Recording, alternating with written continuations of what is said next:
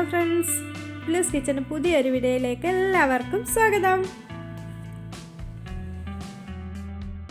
പിന്നെ നമ്മുടെ കേരളീയർക്ക് വളരെയധികം പ്രിയപ്പെട്ടതും നമ്മുടെ കേരളത്തിൽ നല്ല സുലഭമായിട്ട് കിട്ടുന്നതുമായ ചക്കക്കുരു വെച്ചിട്ടുള്ള നല്ലൊരു വിഭവമാണ് കാണിക്കാൻ പോകുന്നത്. അപ്പോൾ ആദ്യം തന്നെ ചക്കക്കുരു നന്നായിട്ട് നമുക്ക് ഒരു കുക്കറിനകത്തേക്കിട്ട് കുറച്ച് വെള്ളവും ഒഴിച്ച് ഉപ്പും ഇട്ടൊന്ന് പുഴുങ്ങിയെടുത്തതാണിത് കേട്ടോ. പുഴുങ്ങിയെടുത്ത ആ ചക്കക്കുരു നമുക്ക് പുറത്തെ ആ ഒരു തോട് കളഞ്ഞിട്ട് വൃത്തിയാക്കിയെടുക്കാം.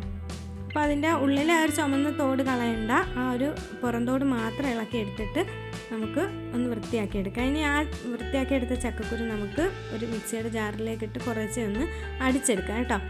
ഒരുപാട് അരയണമെന്നൊന്നുമില്ല, ഒന്ന് ക്രഷ് ചെയ്തെടുക്കാം. ഇനി ഇതിനകത്തേക്ക് ചേർക്കാൻ വേണ്ടിയിട്ട് ഒരു സവാള, ഒരു ക്യാരറ്റ്, മല്ലിയില, വെളുത്തുള്ളി, ഇഞ്ചി, ഒരു പച്ചമുളക്, ഇത്രയും സാധനങ്ങൾ ഞാൻ എടുത്തു വെച്ചിട്ടുണ്ട്. ഇത് നമുക്ക് ഒരു ചോപ്പറിനകത്തേക്ക് ഇട്ടിട്ട് ഒന്ന് ചെറുതായിട്ട് അരിഞ്ഞെടുക്കാം. അപ്പം എല്ലാം കൂടി ഒന്ന് ചെറുതായിട്ടൊന്ന് അരിഞ്ഞെടുത്ത് വെച്ചിട്ടുണ്ട്.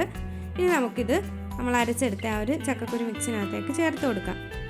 അപ്പം ചക്കക്കുരു ഞാനിവിടെ അടിച്ചെടുത്ത് വെച്ചിട്ടുണ്ട് കേട്ടോ. അതിനകത്തേക്ക് നമ്മൾ അരിഞ്ഞു വെച്ചിരുന്ന ഒരു ഉള്ളി എല്ലാം കൂടി ചേർത്ത് കൊടുക്കാം. അപ്പോൾ അതിൻ്റെ കൂടെ തന്നെ നമുക്ക് ഒരു 2 ടേബിൾ സ്പൂൺ കടലമാവ് കൂടി ചേർത്ത് കൊടുക്കാം.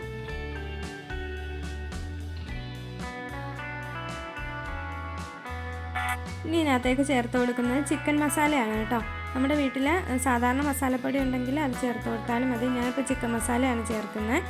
ഇനി കുറച്ച് ഉപ്പും കൂടി ചേർത്ത് കൊടുത്തിട്ട് ഇതെല്ലാം കൂടി നന്നായിട്ടങ്ങ് കുഴച്ചെടുക്കാം.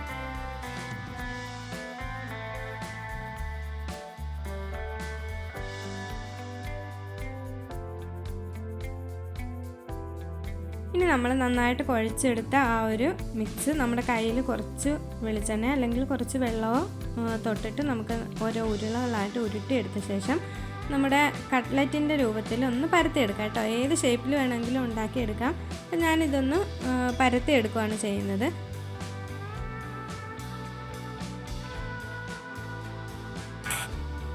ഇനി അത് നന്നായിട്ട് തിളച്ചിട്ടുള്ള എണ്ണയിലേക്ക് നമുക്കിട്ടിട്ട് ഫ്രൈ ചെയ്തെടുക്കാം. തീ ഒരു മീഡിയം ടു ലോ ഫ്ലെയിമിൽ വെച്ചിട്ട് കുക്ക് ചെയ്താലും മതി. അല്ലെന്നുണ്ടെങ്കിൽ പെട്ടെന്ന് ഇതങ്ങ് മൊരിഞ്ഞു പോകും കേട്ടോ. പെട്ടെന്ന് അത് കരിഞ്ഞു പോകാനും ചാൻസ് ഉണ്ട്. അപ്പോൾ നമുക്ക് മീഡിയം ടു ലോ ഫ്ലെയിമിൽ വെച്ചിട്ടൊന്ന് ഫ്രൈ ചെയ്തെടുക്കാം. ഒരു വശം ഒന്ന് ബ്രൗൺ ആയിട്ട് വരുമ്പോൾ നമുക്കൊന്ന് തിരിച്ചിട്ട് കൊടുക്കാം.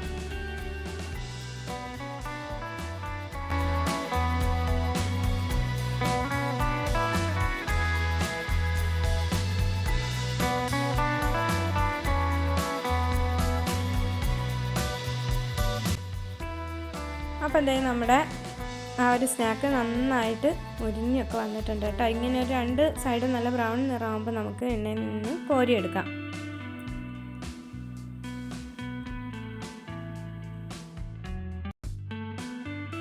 ഇനി ഇതുപോലെ തന്നെ നമുക്ക് ബാക്കിയുള്ള മാവ് കൂടി ഫ്രൈ ചെയ്തെടുക്കാം. നമുക്ക് ഇഷ്ടമുള്ള ഷേപ്പിൽ ഉണ്ടാക്കിയെടുക്കാം കേട്ടോ. അതിപ്പോൾ ഞാൻ കുറച്ച് നീളത്തിലൊന്ന് ഉരുട്ടിയെടുത്തിട്ടുള്ള ആ ഒരു ഷേപ്പാണ്. അപ്പം നമ്മുടെ സ്നാക്ക് മുഴുവനും ഇവിടെ റെഡി ആയിട്ട് വന്നിട്ടുണ്ട് കേട്ടോ. നമ്മൾ ചക്കക്കുരു ഒക്കെ വെറുതെ എടുത്ത് കളയാറുണ്ട്, മിക്കവാറും എല്ലാവരും വെറുതെ കളയാറുണ്ട്. അപ്പം മിക്കവാറും ഉള്ളവർ തൊലിക്കുന്ന പാടുകൊണ്ട് ഇത് എടുക്കാറുമില്ല. അപ്പം തൊലിക്കാനൊന്നും ഒരു പാടില്ല. നമ്മൾ കുക്കറിലിട്ട് ഇങ്ങനെ ഒരു 3 വിസിൽ അടുപ്പിച്ച് കഴിഞ്ഞാൽ നമുക്ക് അതിൻ്റെ തൊലി നന്നായിട്ട് ഇളകി കിട്ടും. അപ്പം ആ ഒരു ചക്കക്കുരു വെച്ചിട്ട് ഇത്ര നല്ല ടേസ്റ്റിലുള്ള ഒരു സ്നാക്കാണ് കേട്ടോ. കുട്ടികളൊക്കെ സ്കൂൾ വിട്ടൊക്കെ വരുമ്പോൾ അവർക്ക് ഉണ്ടാക്കി വെച്ചിരുന്ന് കൊടുക്കാൻ പറ്റിയ നല്ലൊരു സ്നാക്കാണ്. അപ്പോൾ എല്ലാവരും ഒന്ന് ട്രൈ ചെയ്ത് നോക്കുക. ഇഷ്ടപ്പെട്ടാൽ നമ്മുടെ ചാനൽ സബ്സ്ക്രൈബ് ചെയ്യാനും വീഡിയോ ലൈക്ക് ചെയ്യാനും ഷെയർ ചെയ്യാനും കമൻറ്റ് ചെയ്യാനും ഒന്നും മറക്കണ്ട. അപ്പോൾ നമുക്ക് പുതിയൊരു വീഡിയോ ആയിട്ട് വീണ്ടും കാണാം. അതുവരേക്കും എല്ലാവർക്കും ബൈ ബൈ, അസ്സലാമു അലൈക്കും.